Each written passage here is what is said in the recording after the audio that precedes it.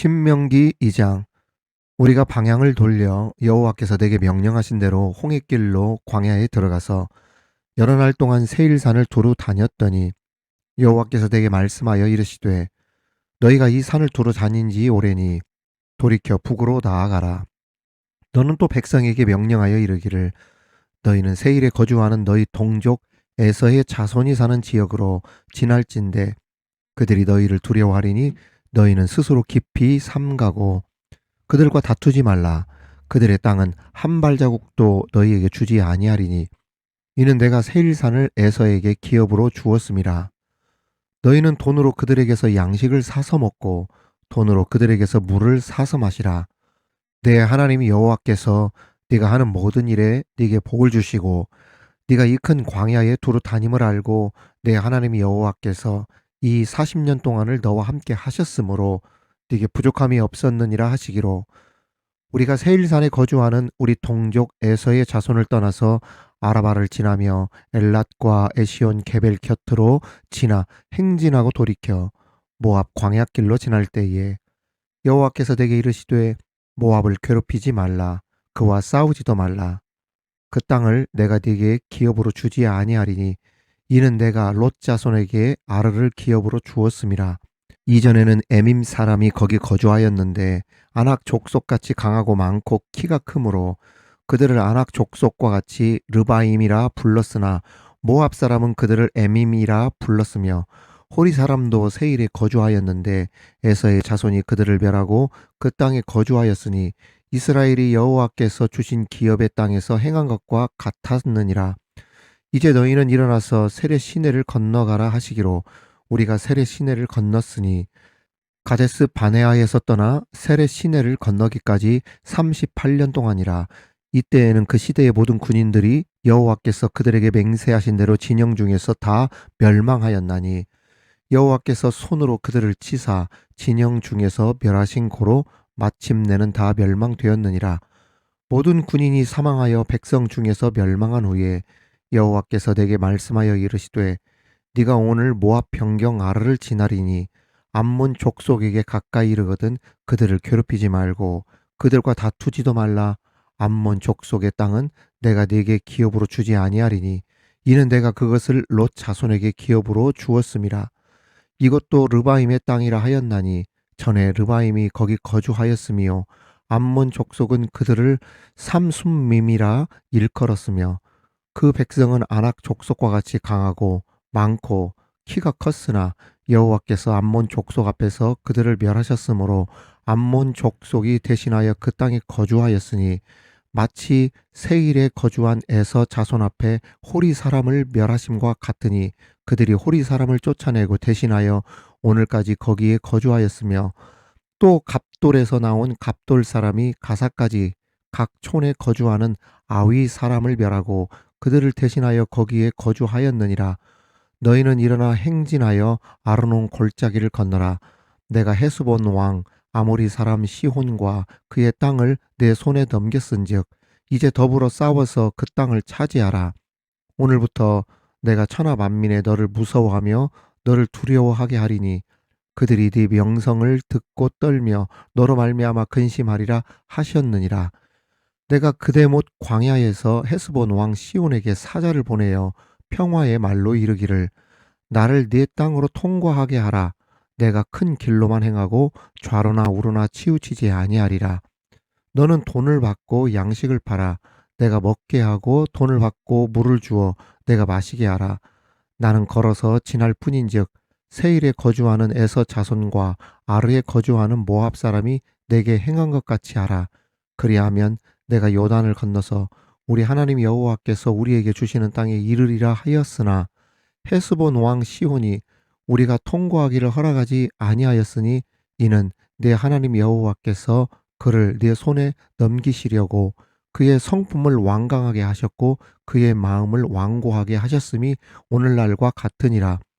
그때 여호와께서 내게 이르시되 내가 이제 시혼과 그의 땅을 네게 넘기노니 너는 이제부터 그의 땅을 차지하여 기업으로 삼으라 하시더니 시온이 그의 모든 백성을 거느리고 나와서 우리를 대적하여 야하스에서 싸울 때에 우리 하나님 여호와께서 그를 우리에게 넘기심에 우리가 그와 그의 아들들과 그의 모든 백성을 쳤고 그때에 우리가 그의 모든 성읍을 점령하고 그의 각 성읍을 그 남녀와 유아와 함께 하나도 남기지 아니하고 진멸하였고 다만 그 가축과 성읍에서 탈취한 것은 우리의 소유로 삼았으며 우리 하나님 여호와께서 그 모든 땅을 우리에게 넘겨주심으로 아르논 골짜기 가장자리에 있는 아로엘과 골짜기 가운데에 있는 성읍으로부터 길르앗까지 우리가 모든 높은 성읍을 점령하지 못한 것이 하나도 없었으나 오직 암몬 족속의 땅 야복 강가와 산지에 있는 성읍들과 우리 하나님 여호와께서 우리가 가기를 금하신 모든 곳은 네가 가까이 하지 못하였느니라. 아멘. 사랑하는 성도 여러분, 구독자 여러분, 오늘의 말씀 신명기 2장으로 우리 함께 귀한 은혜 나누는 시간이 되기를 바랍니다. 신명기에 크게 두 가지의 핵심어, 주제어가 있습니다. 첫째는 remember, 기억하라고 하는 것과 둘째는 obey, 곧 순종입니다. 즉 신명기의 결론은 기록된 하나님의 말씀을 듣고 순종하면, 즉 기억하고 순종하면 너에게 축복이 되고 하나님의 말씀을 잊어버리고 불순종하게 되어지면 저주가 따라온다. 이렇게 규결을 지을 수 있다는 이야기죠. 우리 모두 하나님의 말씀을 가슴 깊이 새겨 순종함으로 복을 받아 누릴 수 있는 저와 여러분이 다 되시길 주님의 이름으로 축원합니다. 오늘 신명기 2장에서 우리는 몇 가지의 영적 교훈을 얻게 됩니다. 그 은혜 함께 나누는 시간이 되기를 바랍니다. 첫 번째는 하나님 밖에 있으면 후퇴하는 인생이 된다는 겁니다.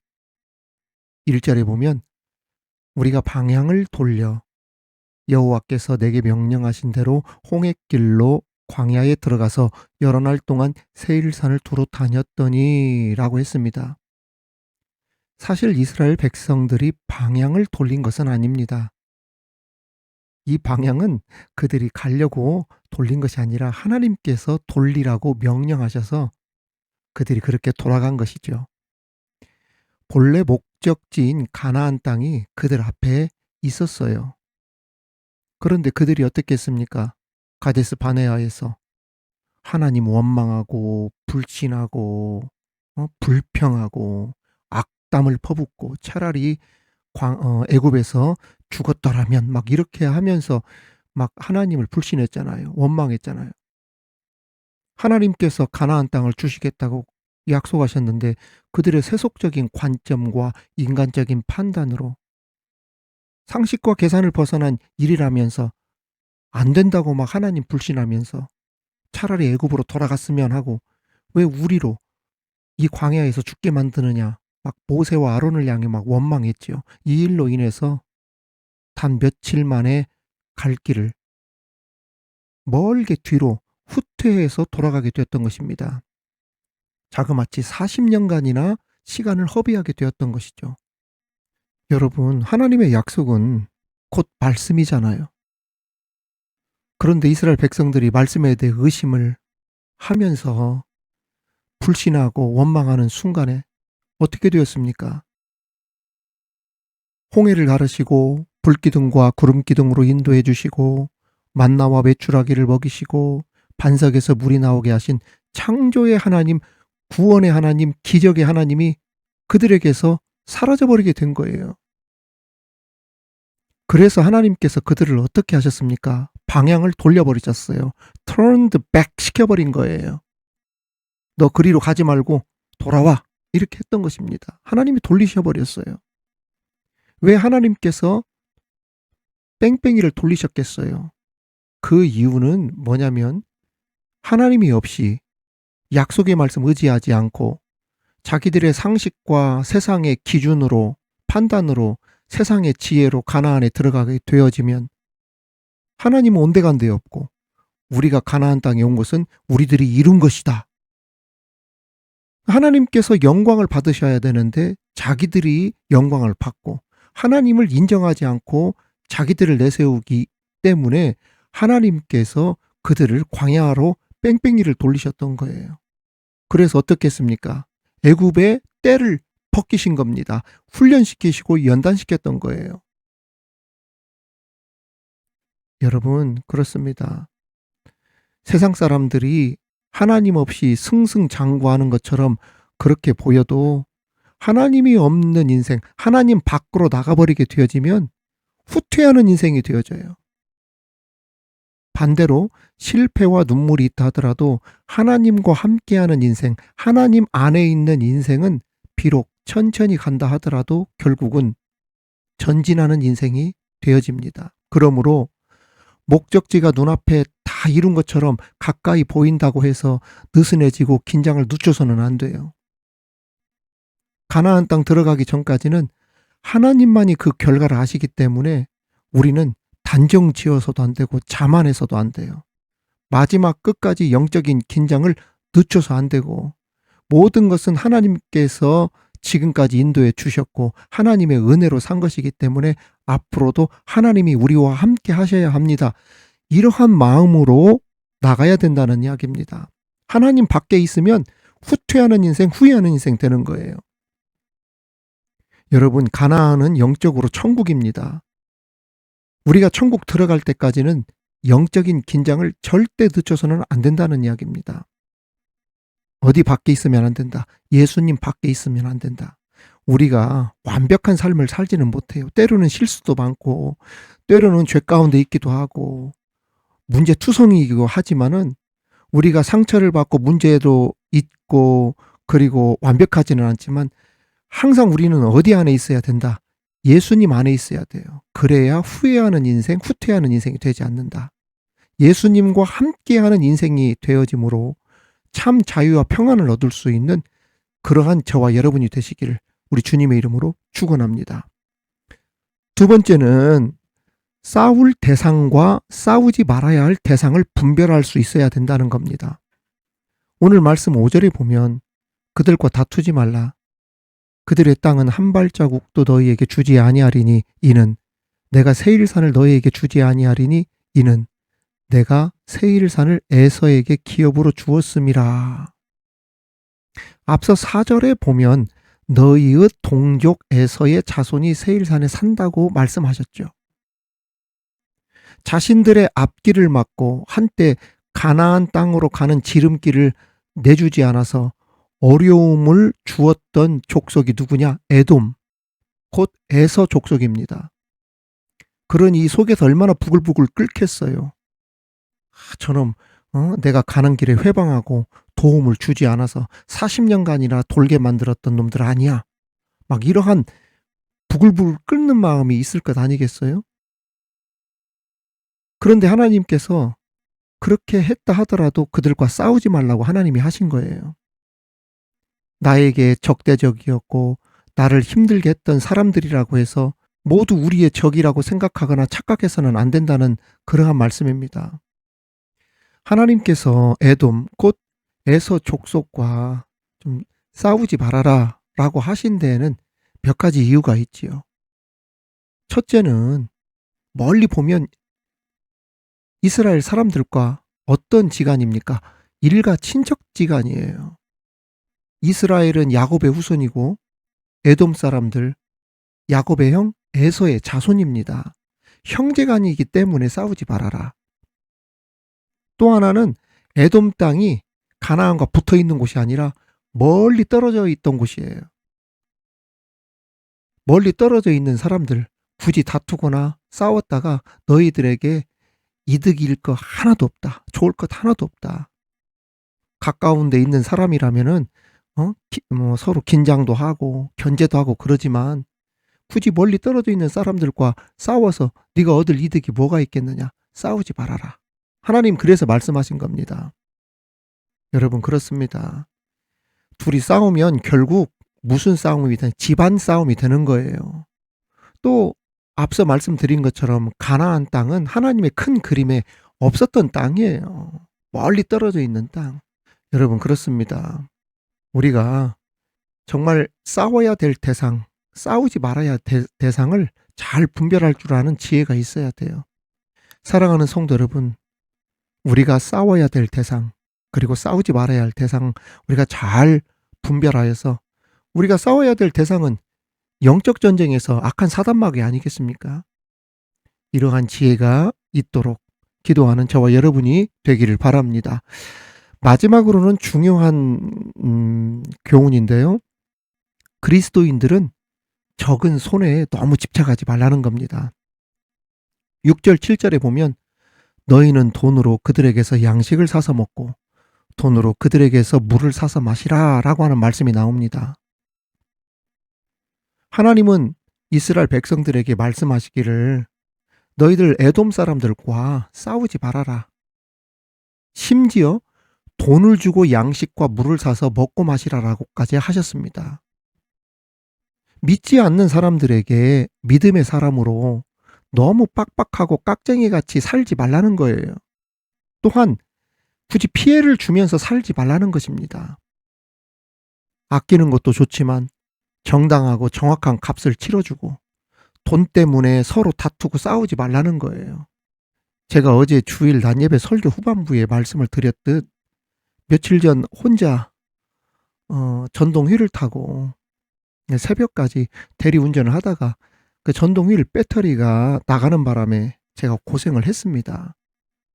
교통편이 없던 새벽길을 한참을 걷다가 그 기계를 끌고 걷고 오는데 돈이 아깝잖아요. 힘들게 벌었던 그 돈을 내가 그 먼 곳에서 택시를 타고 들어간다는 것이 좀 아깝더라고요. 그래서 터벅터벅 그 추운 새벽에 그 무거운 기계를 밀고 택시를 탄다 하더라도 가까운 곳에서 잡겠다는 마음으로 한참을 걸어봤어요.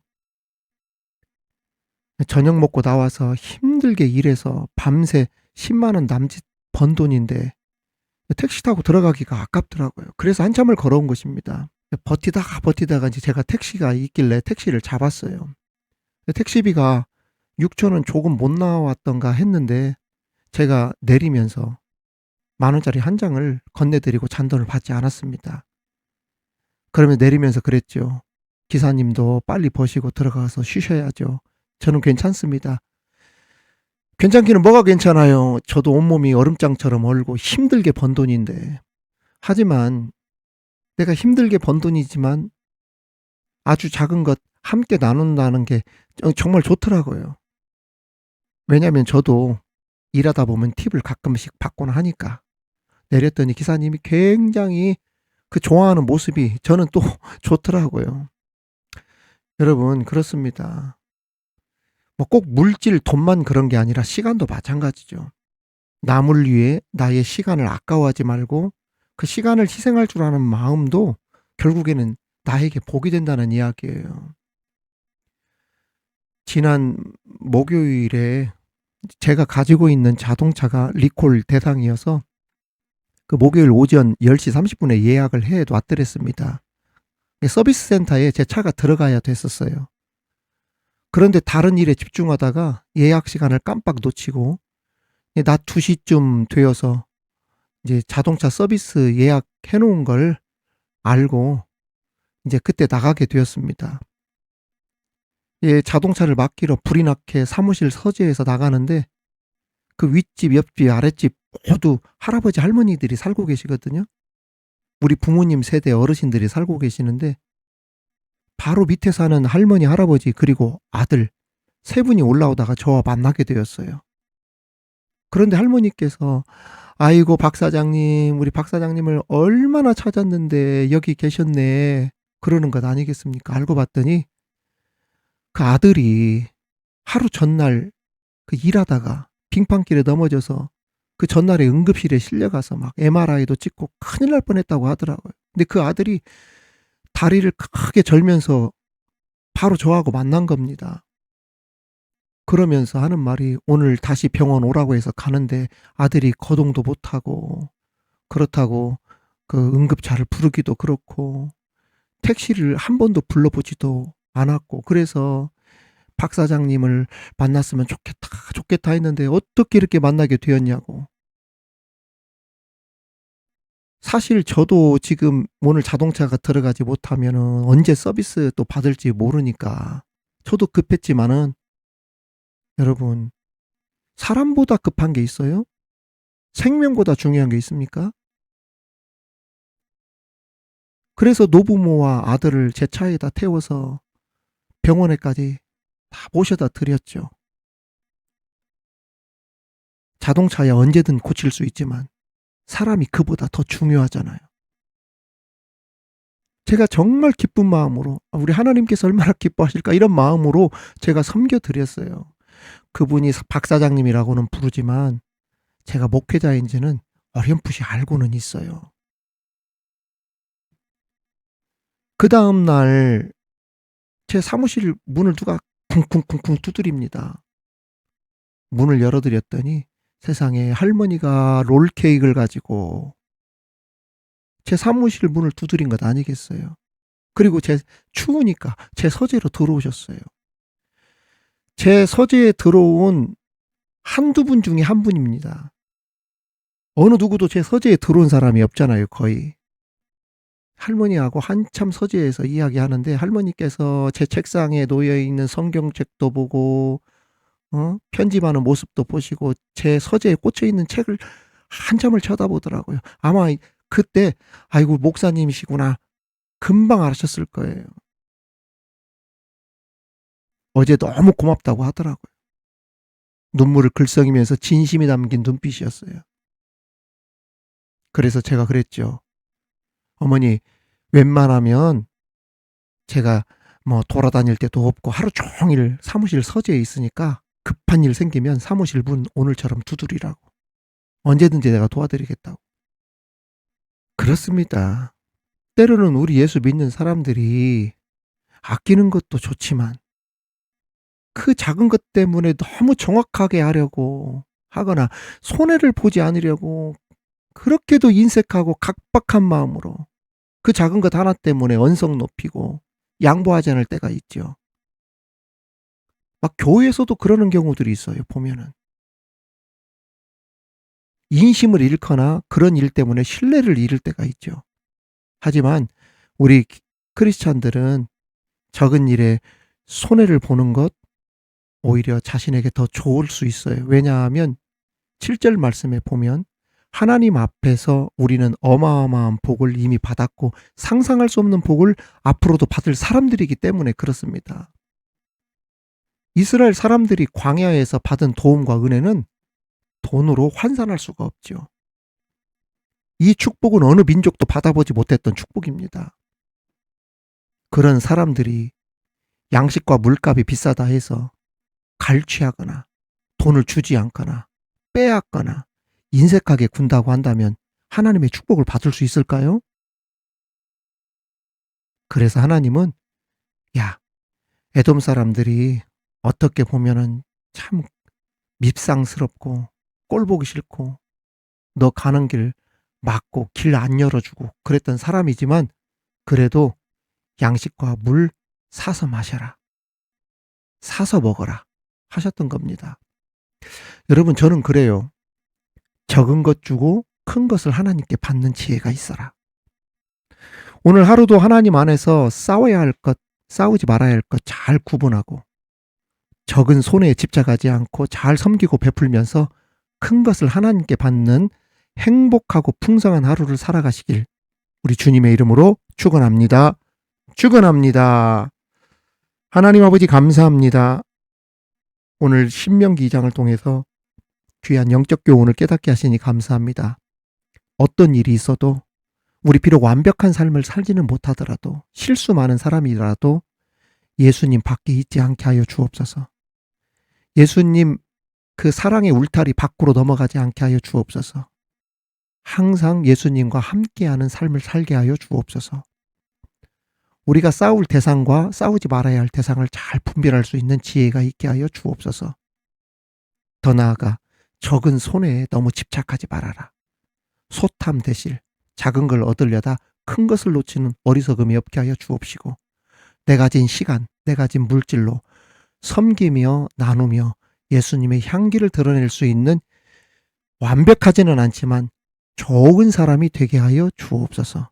감사드리며 예수님 이름으로 기도하옵나이다. 아멘.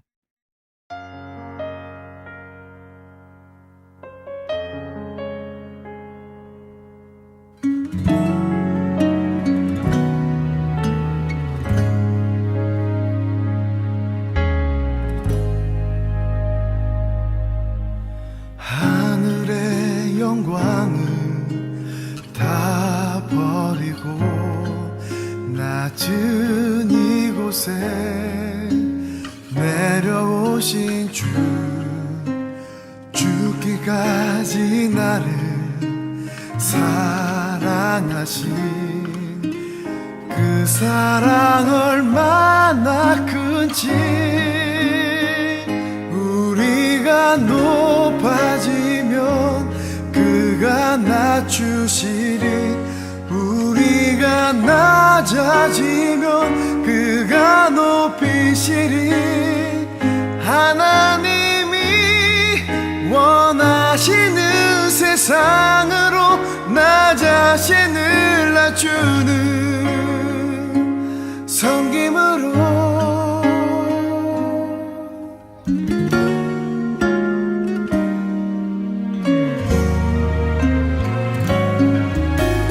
하늘의 영광을 다 버리고 낮은 이곳에 내려오신 주, 죽기까지 나를 사랑하신 그 사랑 얼마나 크지.